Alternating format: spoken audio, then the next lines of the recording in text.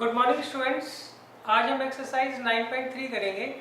9.3 में आपको कर्व की इक्वेशंस दिए होंगे और उन कर्व की इक्वेशन को हमें क्या करना होगा, डिफरेंशियल इक्वेशन में कन्वर्ट करना होगा।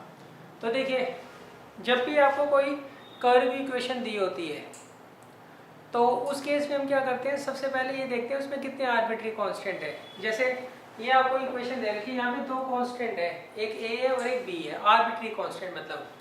अच्छा, इसमें एक बार ध्यान रखिएगा, न्यूमेरिकल जो टर्म होती है जैसे 1 हो, 10 हो, -5 हो, इन्हें हम आर्बिट्री कांस्टेंट नहीं मानते हैं। तो हम क्या करेंगे, सबसे पहले गिनेंगे कितनी आर्बिट्री कांस्टेंट है हमारी इक्वेशन के अंदर। जितने आर्बिट्री कांस्टेंट होंगे मैक्सिमम उतने नंबर ऑफ टाइम्स हम क्या कर सकते हैं, इक्वेशन को डिफरेंशिएट कर सकते हैं। और द एंड जो हमारा आंसर आएगा उसमें कोई भी आर्बिट्री कांस्टेंट नहीं होना चाहिए। या तो कांस्टेंट अपने आप ही एलिमिनेट हो जाते हैं या उनका मैं तरीका आपको सिखाऊंगा कि कैसे हमें उन्हें एलिमिनेट करना है। अब देखिए, यहाँ पर दो आर्बिट्री कांस्टेंट है, ए और एक बी है, तो इसका मतलब इसे हम दो बार डिफरेंशिएट करेंगे। तो सबसे पहले मैं लिखूंगा differentiating both sides with respect to x we get. तो इसका क्या आ जाएगा 1/a और इसका 1/b, y का क्या आ जाएगा dy/dx = 0। आप यहाँ लिख जरूर दीजिएगा differentiating both sides with respect to x we get. अच्छा, अब देखिए यहाँ पे आर्बिट्री कांस्टेंट कितने हैं, 2 है। तो इसका मतलब इसे मैं मैक्सिमम 2 बार डिफरेंशिएट कर सकता हूँ। तो एक बार तो मैंने डिफरेंशिएट कर दिया, अब दोबारा मैं लिखूंगा again differentiating both sides with respect to x we get. इसका डिफरेंशियल तो 0 आएगा, इसका 1/b d²y/dx² = 0। अब इसको इधर ले जाइए, तो d²y/dx² किसके बराबर आ गया बच्चों, 0 के। तो ये हमारी जो डिफरेंशियल इक्वेशन आ गई। अच्छा, ये हमें कैसे पता लगा कि ये डिफरेंशियल इक्वेशन है। इसमें देखिए कोई भी आर्बिट्री कांस्टेंट नहीं है ना, तो इसका मतलब यही जो है इस इक्वेशन की डिफरेंशियल इक्वेशन होगी। अच्छा, इन केस मान लीजिए यहाँ पर कोई कांस्टेंट आ जाता, आर्बिट्री कांस्टेंट मतलब, तो उसको मैं उसका तरीका आपको सिखाऊंगा कि हम किस तरीके से उसको एलिमिनेट करेंगे। अब देखिए, क्वेश्चन नंबर 1 तो काफी इजी था। क्वेश्चन नंबर 2 देखिए, इसमें तो हमें जो आर्बिट्री कांस्टेंट है एलिमिनेट करने ही नहीं पड़े, क्यों, वो अपने आप ही एलिमिनेट हो गए। अब देखिए क्वेश्चन नंबर 2, क्वेश्चन नंबर 2 में इन्होंने दिया है y² = a ब्रैकेट के अंदर b² - x²। अब देखिए इसको किस तरीके से हम डिफरेंशिएट करेंगे। सबसे पहले देखिए हमें इसकी क्या करनी है, डिफरेंशियल इक्वेशन बनानी है। डिफरेंशियल इक्वेशन के लिए देखिए यहाँ पे दो आर्बिट्री कांस्टेंट है, a और एक b है, तो हम इसे मैक्सिमम 2 बार डिफरेंशिएट करेंगे। क्लियर है। अच्छा, अब देखिए डिफरेंशिएट कैसे होगा, पहले हम लिखेंगे on differentiating both side with respect to x we get. इसका डिफरेंशियल क्या होगा बच्चों, y² का होगा 2y × dy/dx। और यहाँ पर देखिए a एज इट इज, सही, कांस्टेंट एज इट इज होगा, इसका डिफरेंशियल क्या आएगा -2x। तो ये आ गया y dy/dx = 2 से 2 चला जाएगा -ax। अब हम क्या करेंगे, इसको दोबारा से डिफरेंशिएट करेंगे, again differentiating both side with respect to x we get. ये आपकी फर्स्ट इक्वेशन है और ये सेकंड इक्वेशन है। यहाँ पर कितनी आर्बिट्री कांस्टेंट है हमारे पास, 2 है, एक a है एक b है। अच्छा, पावर से कोई फर्क नहीं पड़ता है, पावर चाहे इसकी 10 हो, सही है। अब दोबारा डिफरेंशिएट करिए, यहाँ प्रोडक्ट रूल लगेगा, first as it is, second का differential, second as it is, first का डिफरेंशियल।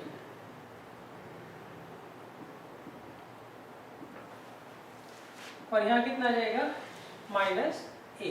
इसे हम मान लेंगे इक्वेशन 3, इसे हम मान लेंगे इक्वेशन 3। तो देखिए ये हमें एक इक्वेशन दी हुई है कर्व की, हमने इसे क्या किया, 2 बार डिफरेंशिएट किया। 2 बार क्यों डिफरेंशिएट किया, क्योंकि यहाँ पर 2 हमारे पास आर्बिट्री कांस्टेंट है।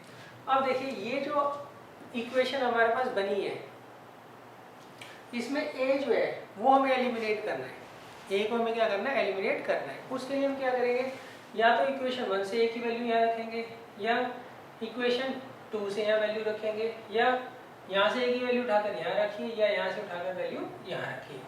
वो आपकी मैनिपुलेशन के ऊपर डिपेंड करता है आप कैसे करते हैं। और हर क्वेश्चन में जो एलिमिनेट करने का तरीका है वो आपको अलग मिलेगा। बहुत रेयर होता है कि 2-3 क्वेश्चनों का जो एलिमिनेशन का तरीका है वो सेम। अब हम क्या करते हैं, यहाँ से क्या करते हैं, माइनस ए की वैल्यू लेते हैं और यहाँ रख देते हैं। तो from second and third minus A की वैल्यू उठाकर यहाँ रख दूंगा, तो आएगा y into D Y by D x is equal to minus A की जगह ये पूरी टर्म आ जाएगी और उसको मैं क्या करूँगा, x से मल्टीप्लाई कर दूंगा। तो आएगा x y d square y upon d x square plus x d Y by D x का होल स्क्वायर। तो ये हमारी जो है डिफरेंशियल इक्वेशन फॉर्म हो गई। अच्छा, कैसे पता लगा यही फाइनल डिफरेंशियल इक्वेशन है, क्योंकि इसमें कोई भी आर्बिट्री कांस्टेंट हमारे पास नहीं है। ज़्यादा से ज़्यादा आप क्या कर सकते हैं, इसको इधर ले जाकर यहाँ पर 0 लिख दीजिए, उससे ज़्यादा आप इसमें कुछ नहीं कर सकते हैं। अब देखिए इसके बाद है क्वेश्चन नंबर 3।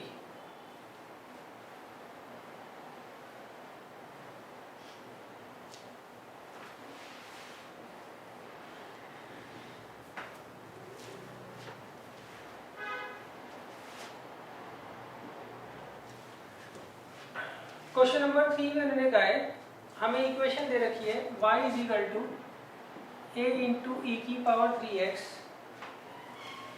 प्लस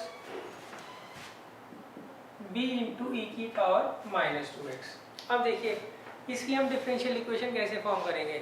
सबसे पहले यहाँ देखिए कितने आर्बिट्री कांस्टेंट है, 2 है, एक a और एक b। तो हम क्या करेंगे, इसे मैक्सिमम 2 टाइम्स क्या करेंगे, डिफरेंशिएट करेंगे। तो पहले मैं फर्स्ट टाइम डिफरेंशिएट करता हूँ, तो उसके लिए हम क्या लिखेंगे, differentiating both side with respect to x we get क्या आएगा, D Y by D x is equal to, इसका डिफरेंशियल क्या आएगा बच्चों, a तो कांस्टेंट है, e की पावर 3x का आ जाएगा थ्राइस ऑफ e की पावर 3x, और यहाँ पर b as it is, e की पावर माइनस 2x का क्या होगा, माइनस 2 टाइम्स e की पावर माइनस 2x। क्लियर है। अब देखिए, अब मैं क्या करता हूँ, इसको दोबारा डिफरेंशिएट नहीं कर रहा हूँ अभी। क्यों, यहाँ पर कितने कांस्टेंट थे, 2, यहाँ पर कितने कांस्टेंट है, 2। अब अगर मैं एक बार और डिफरेंशिएट कर लूँगा तो वहाँ पर भी कितने कांस्टेंट रहेंगे, 2 कांस्टेंट रहेंगे।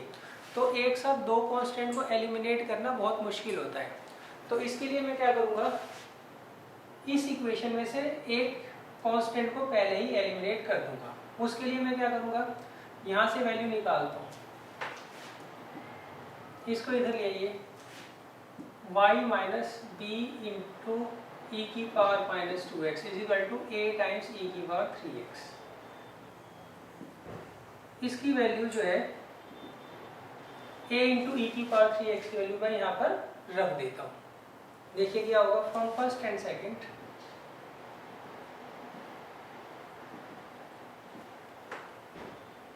यहाँ d Y by D x आएगा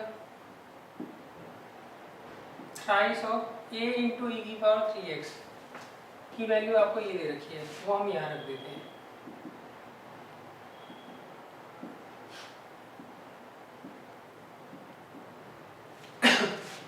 तो यहाँ आएगा D Y by D x is equal to, multiply कर लीजिए 3y माइनस 3 बी ई की power minus 2x minus twice of B E की पावर माइनस 2x। तो यहाँ आ जाएगा हमारे पास D Y by D x is equal to 3y minus 5 B E की पावर माइनस 2x। क्लियर है। अब देखिए इस इक्वेशन में सिर्फ एक ही आर्बिट्री कांस्टेंट है। क्लियर है। अब मैं इसे दोबारा डिफरेंशिएट करता हूँ, यहाँ लिखेंगे again differentiating both sides with respect to x we get, तो यहाँ आएगा d square y upon d x square is equal to 3y1 minus, अब देखिए 5b का कांस्टेंट है, इसका डिफरेंशियल क्या आएगा e की पावर माइनस 2x का, माइनस 2 बाहर आ जाएगा तो माइनस माइनस प्लस, और ये 5 टू जे कितना हो जाएगा 10, b e की पावर माइनस 2x। अब देखिए ये हमारे पास फोर्थ इक्वेशन आ गई। अब देखिए ये हमें इक्वेशन दी थी, हमने इसे 2 बार डिफरेंशिएट करके ये आंसर हम ले आए, मगर ये डिफरेंशियल इक्वेशन नहीं है। क्यों नहीं है? क्योंकि यहाँ पर एक आर्बिट्री कांस्टेंट हमें दे रखा है, तो मुझे क्या करना है, यहाँ से b को क्या करना है, एलिमिनेट करना है। उसके लिए मैं क्या करूँगा, यहाँ से b इंटू ई की पावर माइनस 2x की वैल्यू निकाल लूँगा। वो क्या आएगी, इसको इधर ले आ दूँ मैं, 5b इंटू ई की पावर माइनस 2x किसके बराबर आएगा, 3y minus dy by dx। सही, इसे आप फोर्थ मान लीजिए इक्वेशन और इसे फिफ्थ।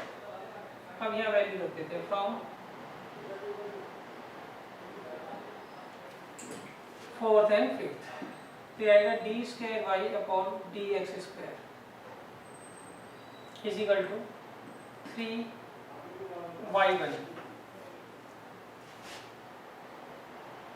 y1 का मतलब क्या होता है, dy by dx, 3 dy by dx plus ये 5 इंटू 5b इंटू ई की पावर माइनस 2x की वैल्यू दे रखी है और यहाँ 10 दे रखा है, तो मैं क्या करूँगा, ये जो टर्म है इसकी डबल है, तो इसका डबल करके यहाँ पर पुट कर देता हूँ मैं। क्लियर है? तो कितना आएगा, 6y minus twice of dy by dx।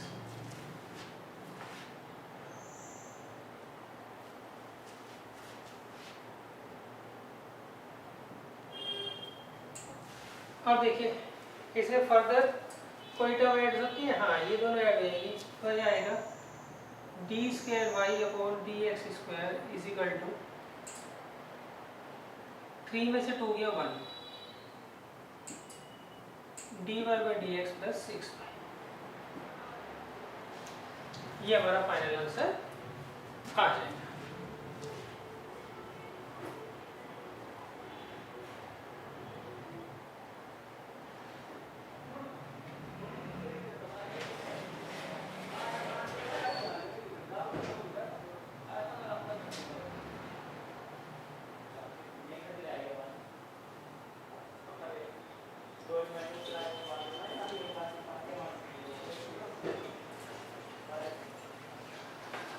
अब देखिए नेक्स्ट है क्वेश्चन नंबर 4।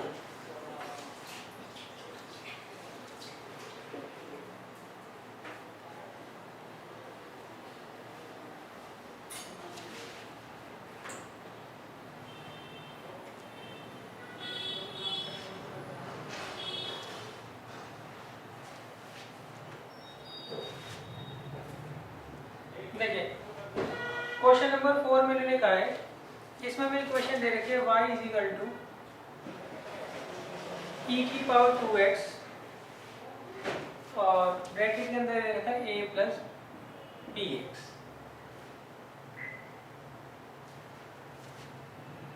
अब देखिए यहाँ पर हम देखेंगे इसमें कितने आर्बिट्री कांस्टेंट हैं। इसमें आपके पास 2 आर्बिट्री कांस्टेंट हैं, एक a और एक b है, तो इसको हम क्या करेंगे, मैक्सिमम 2 टाइम्स क्या करेंगे, डिफरेंशिएट करेंगे। तो देखिए y का डिफरेंशियल क्या आ जाएगा, y1, अब मैं dy बाई dx की जगह y1 लिखता हूँ, ये इजी पड़ता है लिखने में। तो पहले हम लिख दीजिएगा differentiating both sides with respect to x we get, तो यहाँ आएगा y1, यहाँ प्रोडक्ट रूल लगा दीजिए, first as it is, second का डिफरेंशियल क्या आएगा b, फिर second as it is, first का डिफरेंशियल,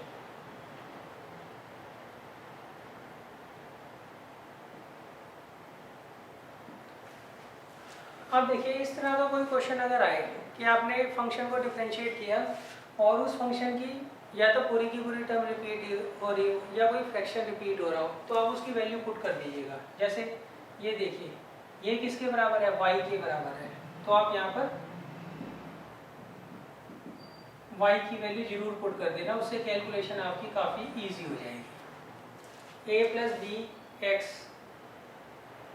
इंटू ई की पावर 2x इसके बराबर है बच्चों, y के बराबर है, इसलिए मैंने यहाँ पर 2y लिख दिया। अब देखिए, अब हम दोबारा डिफ्रेंशिएट करेंगे। Again differentiating both side with respect to x we get, तो क्या आएगा, यहाँ जाएगा y2 और यहाँ पर कांस्टेंट एज इट इज, इसका डिफरेंशियल क्या आएगा, ट्वाइस ऑफ e की पावर 2x और इसका 2y1। अब देखिए ये जो इक्वेशन आई है, ये इस इक्वेशन को 2 बार डिफरेंशिएट कर कर आई है, मगर ये डिफरेंशियल इक्वेशन नहीं है। रीज़न, क्योंकि यहाँ पर एक कांस्टेंट आ रहा है b, इस आर्बिट्री कांस्टेंट को आपको क्या करना पड़ेगा, हटाना पड़ेगा। उसके लिए हम क्या करते हैं, यहाँ से वैल्यू ले लेते हैं,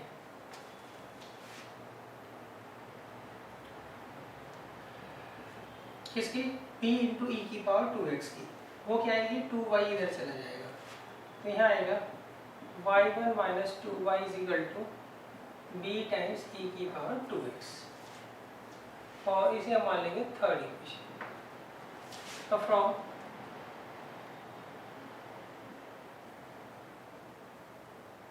थर्ड एंड फोर्थ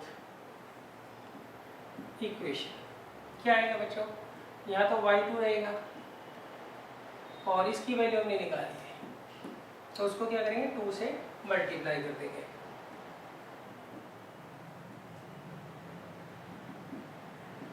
तो ये आ जाएगा y2 is equal to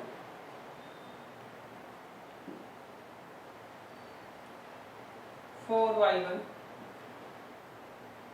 minus 4y, इनको इधर ले जाइए, ये हमारा आंसर आ जाए।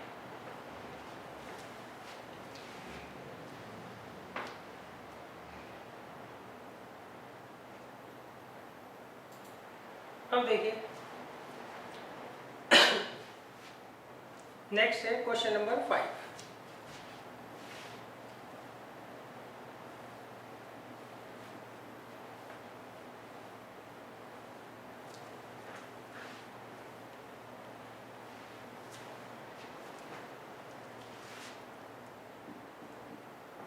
देखिए क्वेश्चन नंबर 5 में मैंने क्या कहा है, इसमें मैं इक्वेशन दे रखी है मैंने, y इज इक्वल टू ई की पावर x और ब्रैकेट के अंदर दे रखा है a cos x plus b sin x।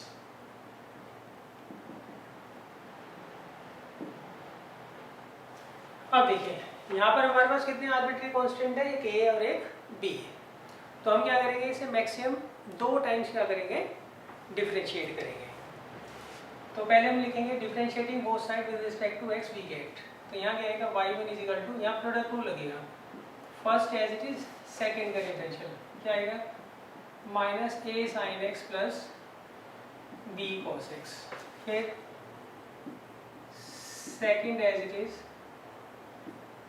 First का डिफरेंशियल, ये हमारे पास इस इक्वेशन को एक बार डिफरेंशिएट कर सॉल्यूशन आ गया।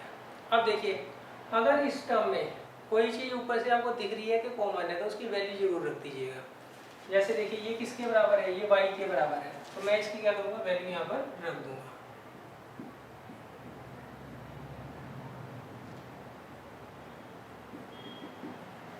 और ये आ गई हमारी सेकेंड इक्वेशन। ये देखिए ये और ये सेम टर्म है और इसकी वैल्यू क्या है, y, इसलिए मैं इसकी जगह y रख दूंगा। अगर आप नहीं रखेंगे तो कैलकुलेशन बहुत ज़्यादा बड़ी हो जाएगी।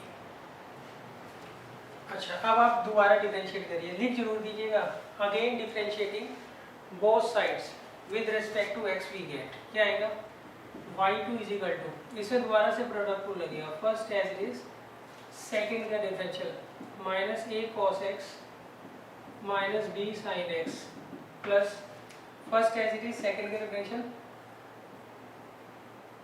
Second as it is first का डिफरेंशियल,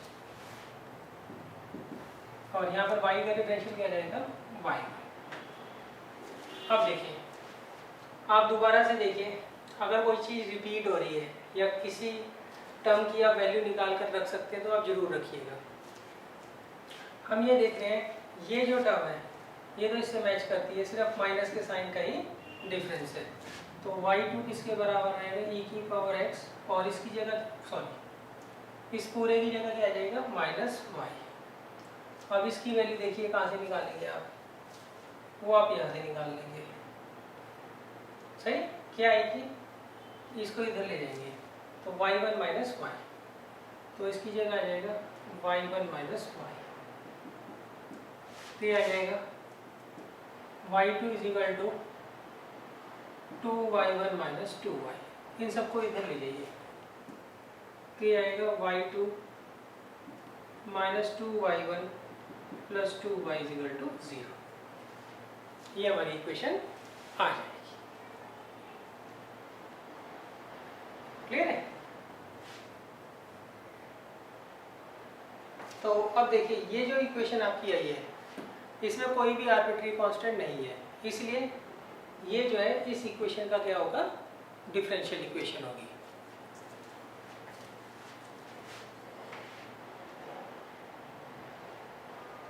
अब देखिए हमने 9.2 में 2 क्वेश्चन छोड़े थे, वो मैं आपको पहले करवा देता हूँ।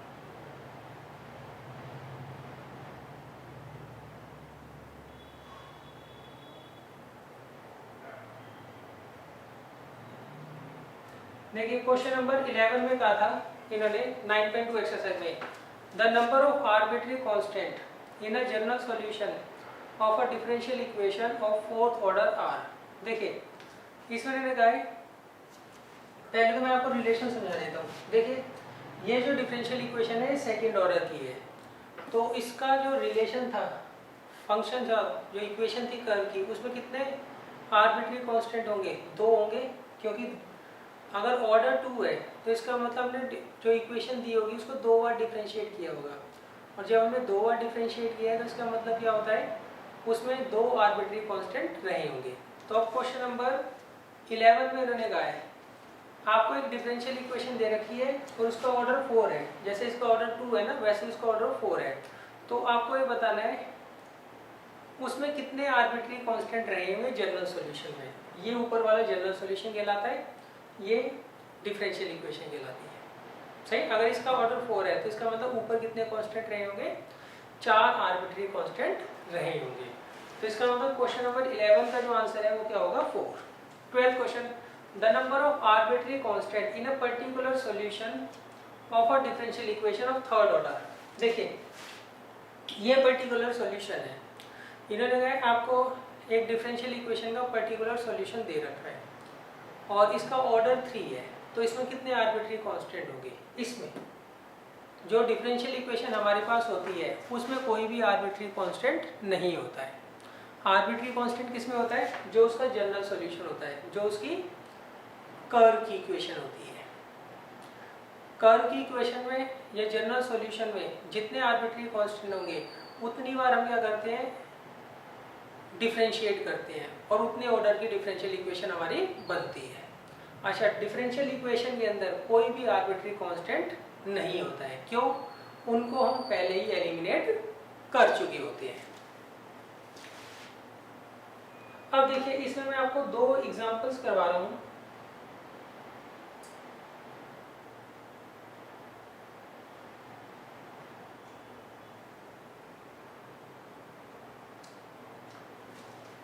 एग्जाम्पल 4,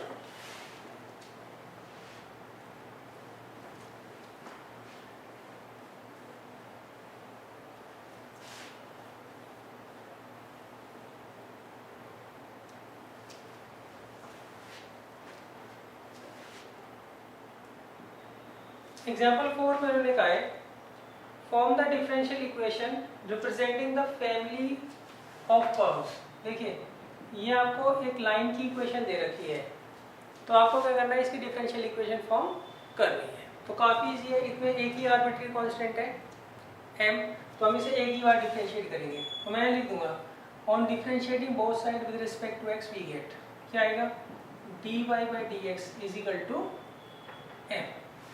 तो यहाँ पे हमारी dy/dx की वैल्यू क्या आ गई, m आ गई। अच्छा, अब आप ये देखिए ये क्या हमारी डिफरेंशियल इक्वेशन है, नहीं, क्यों, डिफरेंशियल इक्वेशन जो होती है उसमें कोई भी कांस्टेंट मतलब आर्बिट्रेरी कांस्टेंट नहीं होता है। तो हम क्या करेंगे, यहाँ से m की वैल्यू निकालेंगे। इसे मैं लेता हूँ इक्वेशन 1। तो यहाँ से m की वैल्यू की आएगी y/x। तो इसे ले लीजिए सेकंड और इसे ले लीजिए थर्ड। तो from second and third dy/dx इसके बराबर आएगा y/x के। तो क्रॉस मल्टीप्लाई कर दो, इसे इधर ले जाइए।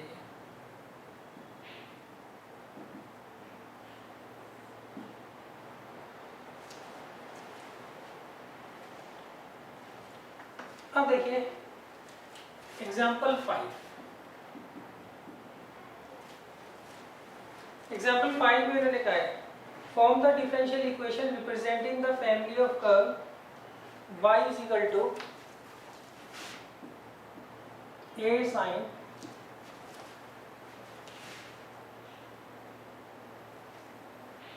x plus B.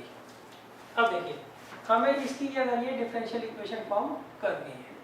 तो यहाँ पर देखिए कितने आर्बिट्रेरी कांस्टेंट है, दो है, एक a है और एक b है। तो इसका मतलब इसे हम मैक्सिमम 2 टाइम्स क्या कर सकते हैं, डिफरेंशिएट कर सकते हैं। तो y1 निकालिए, कितना आएगा, ये कांस्टेंट है, कांस्टेंट एज इट इज, इसका differential cos of x plus b। Clear है। अब देखिए अब हमारी मजबूरी है कि हम यहाँ पर 2 आर्बिट्रेरी कांस्टेंट थे और यहाँ पर भी क्या है, हमारे पास 2 आर्बिट्रेरी कांस्टेंट है। क्लियर है। तो हम क्या करेंगे, इसके एक बार और डिफरेंशिएट कर लेंगे। क्लियर है। तो उसे आप डिफरेंशिएट कैसे करोगे वो देख लीजिए। एक बार और डिफरेंशिएट करोगे तो y2 कितना आ जाएगा, -a times sign of x plus b। तो इसे आप ले लीजिए सेकेंड इक्वेशन। अब देखिए हमने ये इक्वेशन तो फॉर्म कर ली, 2 बार डिफरेंशिएट कर कर इस इक्वेशन को। क्या ये डिफरेंशियल इक्वेशन है? नहीं। क्यों? इसमें 2 आर्बिट्रेरी कांस्टेंट है। तो हम क्या करेंगे, इनमें से किसी एक को हटाने की कोशिश करते हैं या दोनों को हटाने की कोशिश करते हैं। तो आप देखिए ये चीज़ जो है दोबारा रिपीट हो रही है, इसकी वैल्यू है क्या, y। तो फ्रॉम फर्स्ट एंड सेकेंड तो y किसके बराबर आ जाएगा, y2 किसके बराबर आ जाएगा, माइनस y के। तो y2 प्लस y किसके बराबर आ गया, 0। तो ये हमारी जो है डिफरेंशियल इक्वेशन फॉर्म हो गई। सही। अच्छा देखो आप ये भी कर सकते थे कि a की वैल्यू उठाकर यहाँ रख देते। क्लियर है। तो उससे क्या होता, साइन वाली टर्म नीचे आ जाती तो वो cot x प्लस b आ जाता। सही। और उसको जब आप दोबारा डिफरेंशिएट करते तो आप फंस जाते, फिर आपसे वो b एलिमिनेट नहीं होता। इसलिए इसमें मैंने a की वैल्यू उठाकर नहीं रखी। अच्छा आपको कैसे पता लगेगा किस ट्रिक से करना है, उसके लिए आप जितने ज़्यादा क्वेश्चन ज़्यादा प्रैक्टिस करोगे उतना ही आपके लिए बेटर है। पहली बार में आप नहीं पता कर सकते कि मैं किस तरीके से करूं। अगर आपने 50-60 क्वेश्चन ट्राई कर लिए, प्रैक्टिस कर लिए, फिर आप सारे क्वेश्चन एक बारी में कर दोगे। तो इसकी आपको प्रैक्टिस जरूर कर लेनी है।